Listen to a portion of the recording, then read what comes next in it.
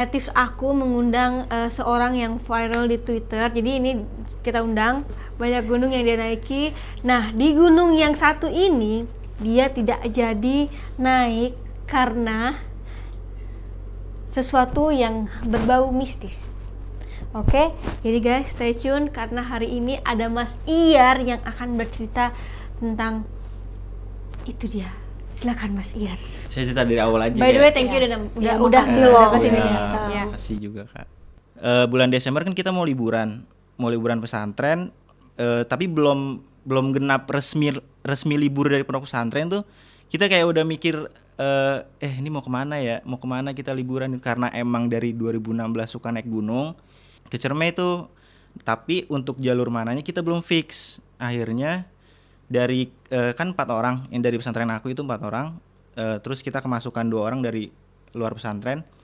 4 orang itu ngusulin gimana kalau kita ke Ciremai tapi lewat 2 jalur. Maksudnya kayak naik Linggarjati turun via Apuy Majalengka. Linggarjati itu di Kuningan, kalau Apuy itu di Majalengka. Tapi akhirnya karena kita nanti mau bawa kendaraan motor susah kan kalau lintas kayak gitu, akhirnya kita mutusin buat lewat Linggarjati. Dan belum resmi libur dari pondok. Libur resmi pondok itu hari Sabtu. Tanggalnya aku lupa, pokoknya aku itu jalan ke Ciremai tanggal 13 hari Rabu. Hafal banget. Karena belum dapat izin, jadi nggak usah izin deh gitu, feelingnya nggak usah izin. Terus nggak izin orang tua, pertama nggak izin orang tua juga di Jakarta, terus nggak izin sama kiai juga di pesantren. Dan akhirnya ya nekat aja deh gitu. Nah temen aku ini yang 2 yang dicerita itu namanya No sama H ini, dia pulang duluan tuh ke rumah buat ngambil motor sama belanja logistik dan ngambil peralatan semuanya. Dan dia pulang pagi-pagi dari pondok di hari Rabu itu, sorenya jemput aku sama Ko di pesantren. Namanya, tapi jauh. Lucu ya? Namanya kok Noha kok. No. Iya soalnya ya. Inisial. Iya inisial itu. Oh inisial nih. Sebut aja Noha sama Pantesan kok. gue bingung kok namanya ada yang No. Hai. Sama kok. Hai No kok. Udah. Lanjut. Dia kan nyamper gitu tapi bukan ke pesantrennya, kayak agak jauh gitu jaraknya. Terus pas dijemput 2 motor akhirnya. Aku boncengan sama teman aku yang satunya juga. Pokoknya bonceng berdua-dua gitu. Mau jalan ke rumah teman satunya yang dari luar pesantren gitu loh. Kita jemput yang satunya. Nah pas di tengah jalan, pas aku boncengan ini, teman yang bawa motor sama aku dia nabrak ayam. Hah? Nabrak anak ayam. Oke. Anak ayam tuh. Iya, udah diteriakin sama warga tapi nggak berhenti. Sampai anak ayam mati sih. Soalnya kan pas aku lihat ke belakang gitu, dia udah ngeletak gitu loh, udah goyang-goyang gitu kan. Udah teriakin warga juga, maksudnya suruh tanggung jawab. Akhirnya karena emang udah deket dari rumah itu, yang rumah temannya yang di luar, ya udahlah biarin aja kata dia. Pas jalan udah sampai ke rumahnya, nggak lama motornya kayak trouble gitu loh. Jadi akhirnya nggak bisa dibawa tuh motor. Dan di situ pas kita samper teman kita yang dari luar pesantren, kita kan di situ kayak prepare lagi, kayak bongkar carrier, masukin logistik ulang lagi biar rapi gitu. Akhirnya kan cuman tersisa 1 motor itu. Teman aku yang disamper ini ngambil motor sendiri, maksudnya dia oke deh bawa motor gue aja gitu. Bawa motornya dia, pokoknya 6 orang 3 motor. Dua. Terus kita langsung ke Ciremai itu, langsung ke arah Kuningan. Pas di jalan itu udah langsung kena hujan gitu loh. Jadi kayak jalannya nggak mulus banget ya pokoknya. Mau ke base camp itu jalannya udah tapi sebenarnya biasa ke gunung atau enggak sih? Biasa. Udah bisa ke gunung kan?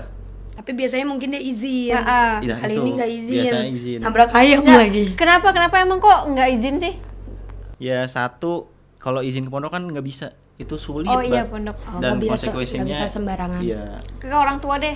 Orang tuh yang nggak berani juga, karena ya pasti nggak dibolehin juga kan, karena kita ibarat tuh kayak bolos duluan. Oh. Tunggu, kalian nggak izin di pondok, nggak ketahuan? Kita cabut Kak. Ya namanya kelas udah apa sih namanya, anak siswa kan biasanya kalau udah makin tua di situ makin bisa nemu celah gitu. Dia tahu celah, dia tahu kapan cabutnya gitu ya, kapan amannya. Kapan amannya. Nah, sampai di base camp Kuningan itu jam 12 malam. Tadinya mau simaksi langsung. Simaksi itu surat izin masuk kawasan konservasi. Oke. Jadi kayak kita ya bayar segala-galanya yang kita perluin buat naik. Sambil kita ngurusin simaksi kelar itu diurus sama 2 orang. Nah aku 2 orang juga nanya sama pihak base camp. Basa-basi deh, pokoknya basa-basi. Mas, kalau hari ini yang naik ada berapa orang? Soalnya biasanya kalau aku naik gunung tuh selalu naik kayak gitu, nanya rame atau enggaknya. Terus paling enak ngecamp di mana, nanya kayak gitu.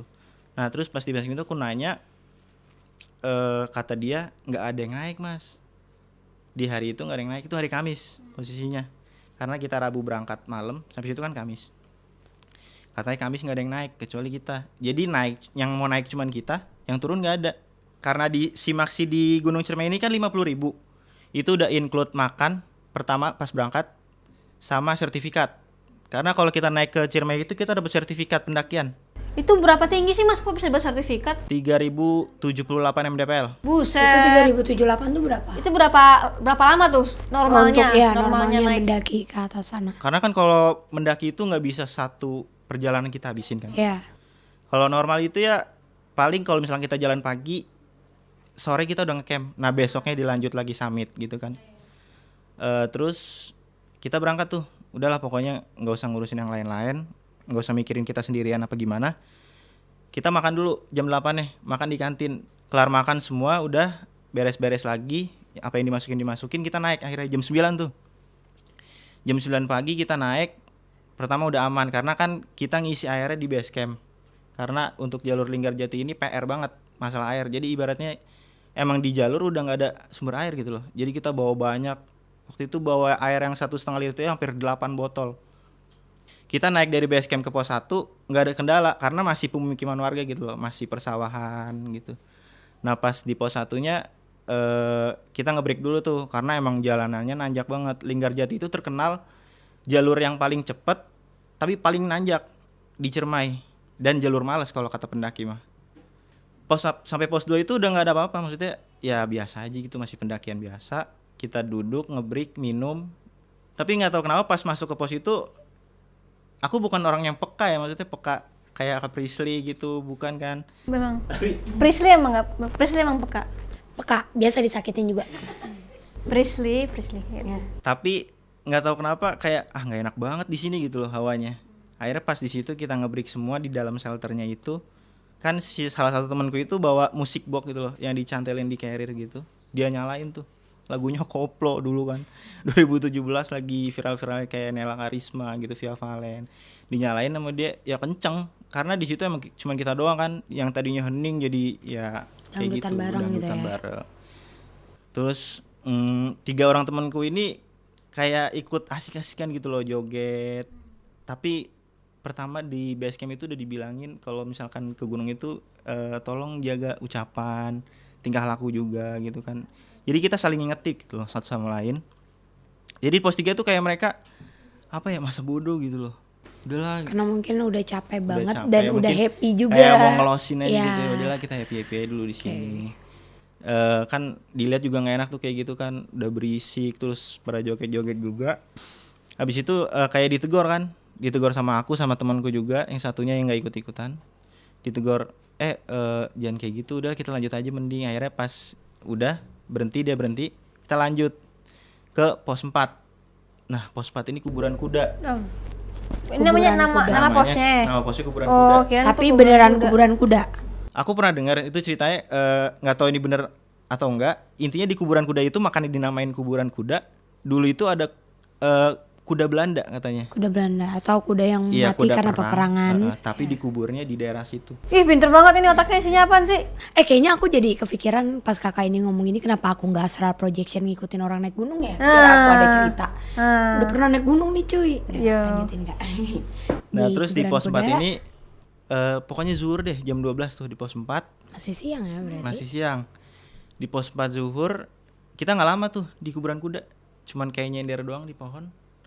Nggak tahu kenapa bocah langsung pada udah naik aja langsung yuk, takutnya kelamaan.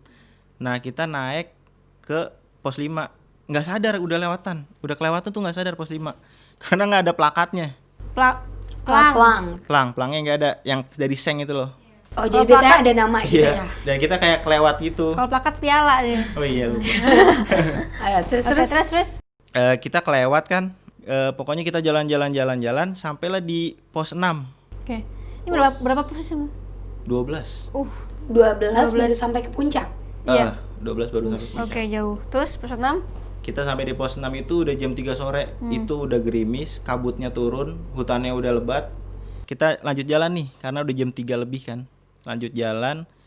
Itu benar-benar hujannya gede di situ. Akhirnya udahlah, pokoknya lanjut aja jalan. Di jalan kita sempat mikir mau ngecamp di mana, soalnya udah kayak gini gitu. Terus kata teman-teman, udahlah kita ngecamp di pos 9. Pokoknya di antara pos 8 atau pos 9 gitu. Pos 8 itu kan Batu Lingga namanya. Pos 9 Sangga Buana 1.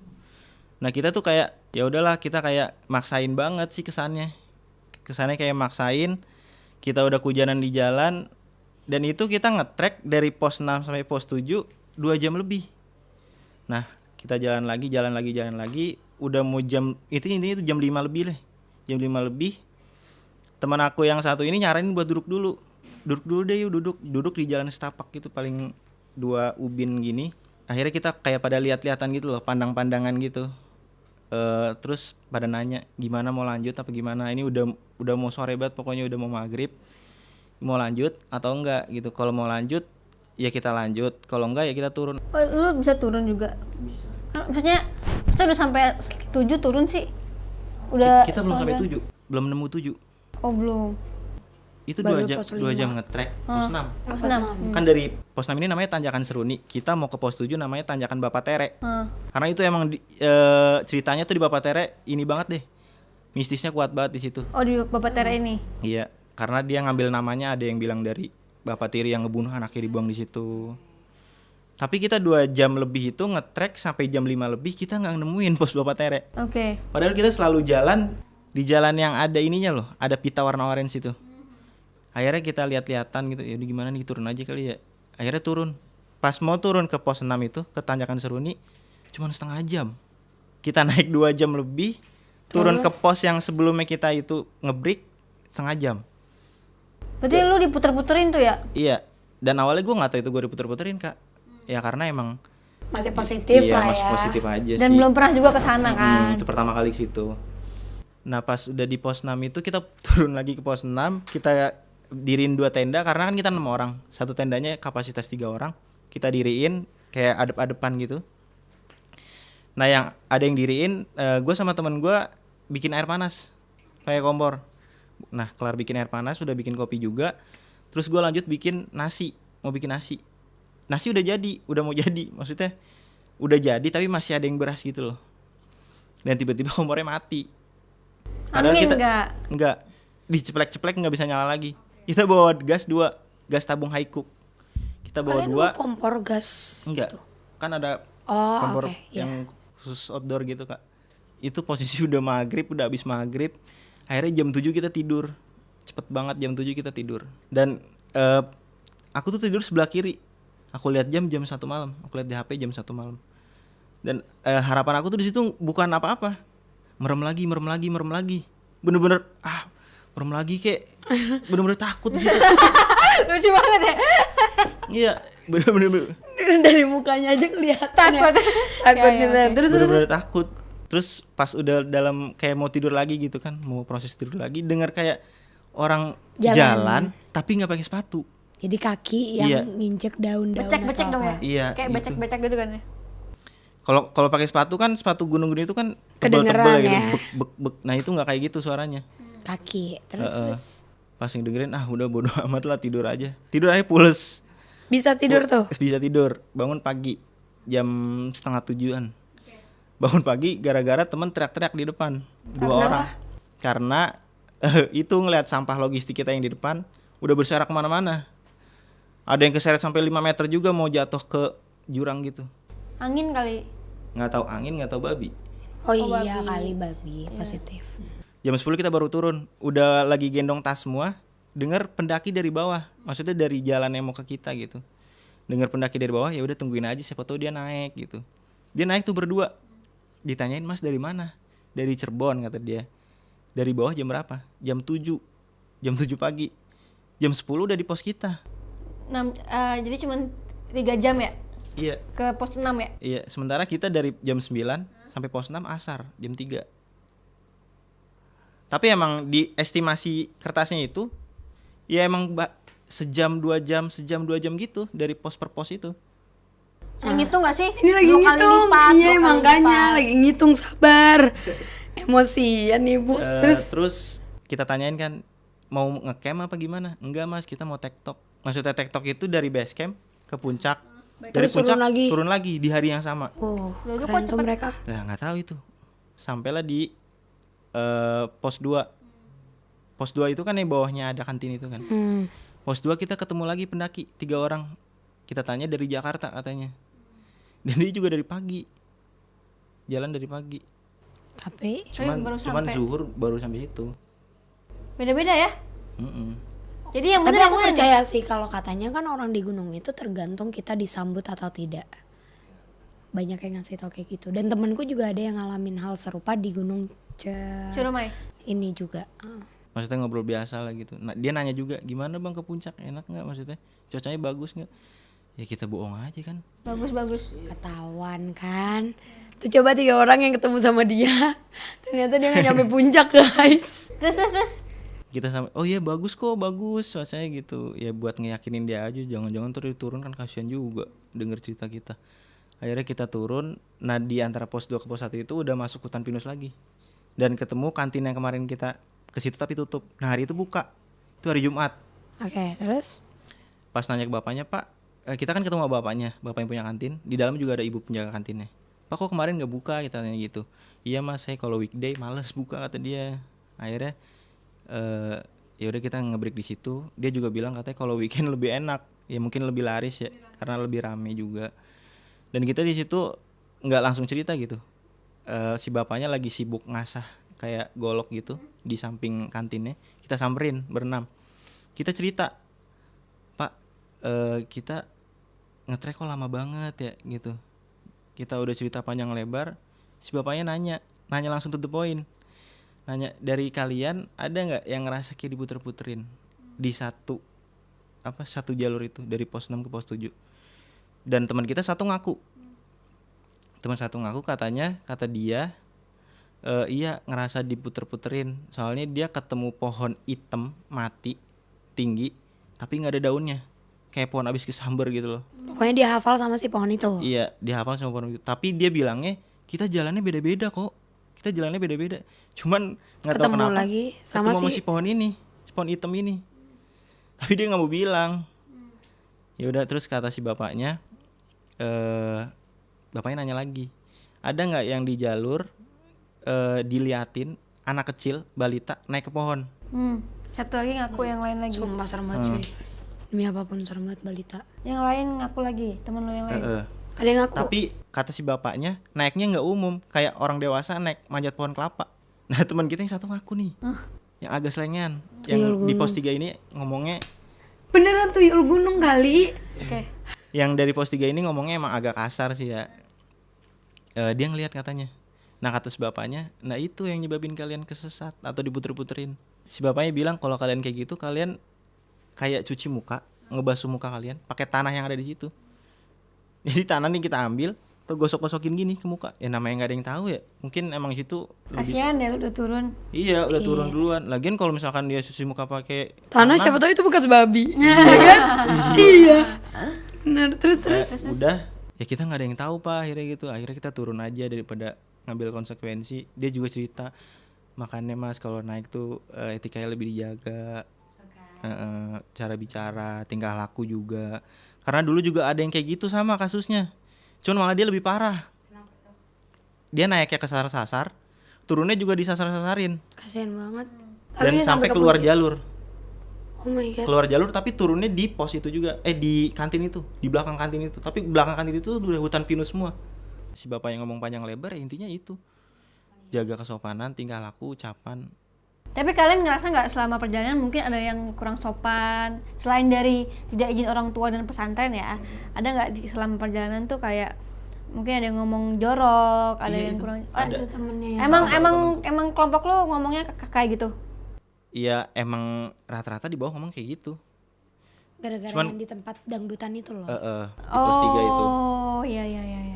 Ngomongin tentang gunung, temenku tuh ada yang suka banget naik gunung dan kemarin dia juga cerita tentang di Ciremai sama. Bisa Cuma pas kalau mulu ya dia temenku- punya temen. Tapi nggak tahu juga. Temennya banyak Kak. Temennya banyak. Iya, tahu banyak. aja. Iya. Dia temenku tuh emang tapi dia naik gunung, udah gunung apa aja. Nah Ciremai ini waktu itu dia sama teman-temannya Kak Ita, sama nggak boleh ngomong kan katanya. Mereka juga ngerasa diputer sampai akhirnya mereka bikin camp, bikin tenda di tempat yang katanya tidak boleh buat tenda. Tapi karena mereka udah kecapean malam, mereka tetap keke bikin tenda karena mereka mikirnya ya udahlah cuma asal buat tidur, besok bangun. Pada saat tidur mereka dengar suara kayak ada yang niup fluid. Katanya kan kalau itu biasanya tanda kan. Kalau misalnya kita kepisah, aku niup fluid buat ngasih tahu kamu aku di mana. Mereka nungguin nih udah seneng katanya. Yes, ada orang juga yang ngedaki ditungguin. Gak ada yang naik sama sekali. Jadi mereka nungguin ada suaranya, kok nggak nongol-nongol. Tadinya ada center, tiba-tiba pas ditungguin terus nggak ada yang naik. Jadi sampai sekarang dia nggak tahu apa itu yang naik. Dan yang kedua, salah satu temennya itu sampai pucet banget sakit gara-gara dia ngelihat pas lagi duduk nunggu di jalan setapak. Mereka kan katanya kalau pendaki itu kalau emang kalian mau bareng-bareng sama temen-temen, yang satu capek pasti ditungguin kan rame-rame duduk. Nah kata si temenku tuh, salah satu temennya pas turun tuh baru cerita kalau dia ngeliat di samping temennya ada nenek-nenek duduk ngeliatin. Jadi si nenek-nenek itu bener-bener duduk jongkok ngeliatin kayak gini, kayak ibaratnya nih kamu lagi ada pada sama temen. Oh, ditompok gitu. Tapi temennya yang ngeliat, nah yang lain gak dikasih tahu karena dia bener-bener kayak gak bisa ngomong juga. Cuma dia jelas banget ngeliat si nenek-nenek. Nah dia bilang kalau nggak salah tempat itu tuh katanya ya kalau di Ciremai itu yang terkenalnya itu ada beberapa makam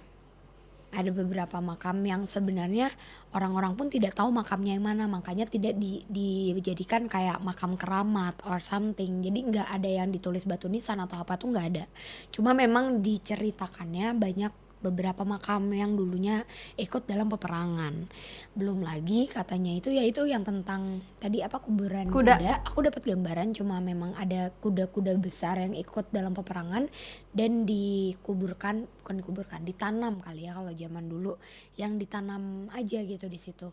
Cuma kalau yang aku lihat sebenarnya mereka pun udah dikasih tanda dari mulai apa temennya nabrak ayam, lagi-lagi dibahas nih ayam. Untung tuh ayam kagak jadi setan gentayangan. Bayangin gak tuh naik gunung ditemenin ayam. Soalnya yang aku lihat itu tuh tanda loh. Ketika kita bepergian jauh, kalau misalnya kita menabrak binatang apapun, lebih baik kita muter balik. Kenapa? Karena katanya bisa jadi yang ngejagain kita sosok-sosok penjaga yang niatnya baik, dia memberi tanda kalau lo tuh gak baik buat ngelanjutin gitu. Yang kedua mungkin yang dari mulai motor, ya kan. Yang ketiga kalian kompor udah diingetin. Tapi kalau ditanya tentang mereka bener atau tidak diputerin, justru aku lihat mereka itu berputar di 3 pos sekaligus. 5, 6, 7. Jadi kenapa bisa sampai 3 jam? 3 jam ya, 2,5 jam, 3 jam sedangkan turun 30 menit.